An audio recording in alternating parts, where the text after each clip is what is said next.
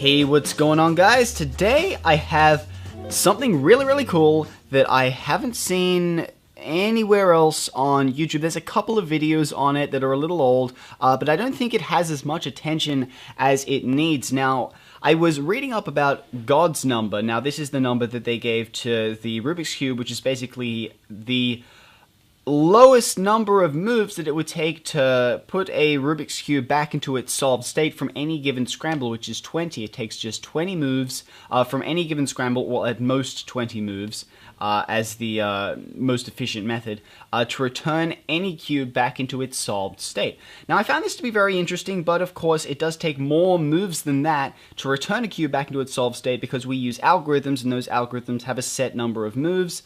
So usually it would be like, well, actually, I don't know how many moves it would take on average. If someone can let me know what that is, let me know in the comment section below. I'd really be interested in hearing about that. But I also found, after doing a little bit of digging, that it turns out these same people that figured out that it takes 20 moves to bring a Rubik's Cube back into its solved state from any given scramble, they also found an algorithm that can be applied to the Rubik's Cube on any angle, on any orientation of any scramble, that will have the cube pass through its solved state. They have some statistics. Apparently, it's not always the case. It might be like 75% of the time. But the cube will pass through its solved state whilst completing this algorithm. So here's the algorithm here. I actually wrote it down. So I had to put a grid there so I could actually follow it, because it was kind of getting jumbled up. So we have L, R2, B, L prime, R, U2, F2, L, B, D, U2, B, L prime, R2, B2, L prime, D2, U, L prime, B2, U2, R2, B, D2. Long algorithm, 25 steps long, but this algorithm, if applied to any scrambled cube on any axis or any orientation, it will turn the cube back into its solved state. So let's give it a try. So I got a cube here. I'm just going to give it a scramble because I don't have a scrambler here right now. And I think that should be good enough.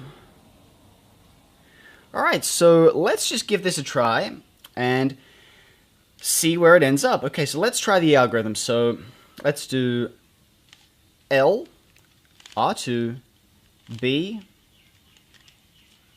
L prime, R, U2, F2, L, B, D, U2, B, L prime, R2, B2, L prime, D2, U, L prime, B2, U2, R2, B, D2. And there you have it, back into its solved state, which I think is rather interesting. I've been messing around with this all night, and I was pretty surprised to see that it actually works. That's actually a very rare case where you get right to the end of the algorithm. Usually, it will pass through its solved state at any given point on this algorithm, so you could probably get like 9 or 10 steps in. Usually, it's around 14, 15 that the puzzle will be solved. Just to prove that this works, I'm going to do it again. So let's just do another scramble here. You can try this at home. You can try this at home right now. If you have a Rubik's Cube, then you can give this a try yourself. If it's already scrambled, then you can follow along with me and give this a try. So let's just do a load of scrambling here. Okay, so that looks pretty good. So let's give this another try. So L, R2, B, L prime, R, U2, F2, L, B, D, U2, B, L prime, R2.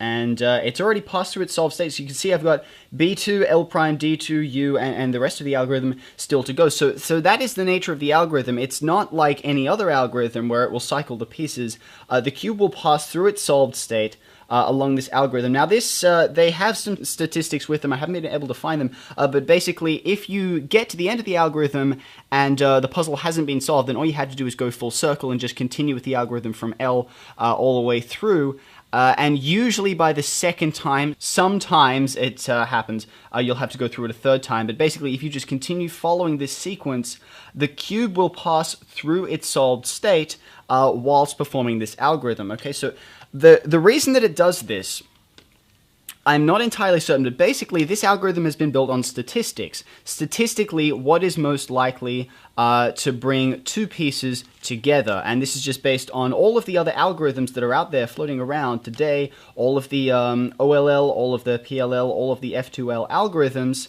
They all come together, and statistically, with this sequence of notations, you are more likely to get a, to bring just a couple of pieces together, so it will bring 2 or 4 pieces together. And the reason that it solves the puzzle is because at some point in this process, these clusters of pieces will line up into their solved state, which I think is rather interesting. Now, I don't understand the entirety of it. If you understand this more than I do, then please provide a detailed explanation below, because I am not, set up for explaining this kind of stuff. I don't have my head kind of wrapped around it. But anyways, hope you guys found this video informative. Give this a try for yourselves. Thank you guys for watching, and I'll see you all next time.